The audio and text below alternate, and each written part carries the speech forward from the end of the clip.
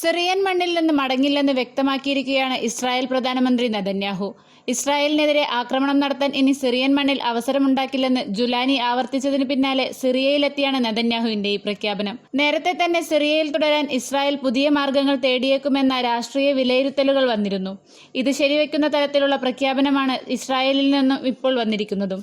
53 വർഷത്തിന് ശേഷമാണ് Benjamin Netanyahu Syria സന്ദർശിച്ചതെന്നും അവിടെ വെച്ചാണ് പുതിയ പ്രഖ്യാപനമെന്നതും ലോക ശ്രദ്ധ നേടിയിട്ടുണ്ട്.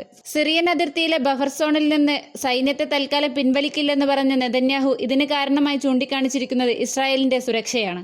സിറിയയിൽ സ്ഥിരതയുള്ള സർക്കാർ വരുന്നതുവരെ രാജ്യത്തിന്റെ അതിർത്തി പ്രദേശങ്ങൾ സുരക്ഷിതമാക്കി നിർത്തണം.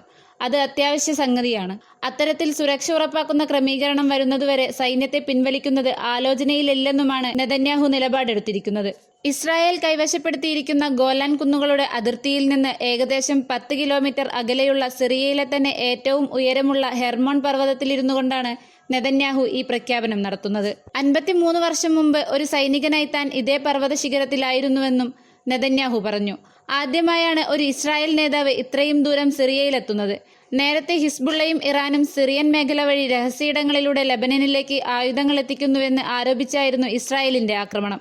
എന്നാൽ ഇപ്പോൾ സിറിയയിൽ അവസരം മുതലാക്കി ഗോലാൻ കുന്നുകൾ പിടിച്ചെടുത്ത ഇസ്രായേലിന്റെ നീക്കത്തിനെതിരെ ലോകരാജ്യങ്ങളിൽ നിന്ന് വിമർശനമുയരുന്നുണ്ട്. 1974 വെടിനിർത്തൽ കരാർ ലംഘിച്ചുവെന്നും അസദിനെ പുറത്താക്കിയതിനെ തുടർന്ന് സിറിയയിലെ അരക്ഷിതാവസ്ഥ മുതലെടുത്ത് ഭൂമി പിടിച്ചെടുക്കുകയുമാണ് ഇസ്രായേൽ ചെയ്യുന്നതെന്നാണ് വിമർശകൻ ഉന്നയിക്കുന്ന പ്രധാന ആരോപണം. എന്നാൽ അസദിനെ പുറത്താക്കുന്നതിന് നേതൃത്വം നൽകിയ വിമത ഗ്രൂപ്പായ ഹയാത്ത് തഹ്രീർ അൽ ഷാമിൽ നിന്നോ മറ്റ് അറബ് രാജ്യങ്ങളിൽ നിന്നോ ഇതുവരെ പ്രതികരണമൊന്നും ഉണ്ടായിട്ടില്ല. കൂടാതെ ഗോലാൻ കുന്നുകളിലുള്ള ഇസ്രായേലിന്റെ നിയന്ത്രണത്തിൽ അമേരിക്കയുടെ പിന്തുണയുമുണ്ട്.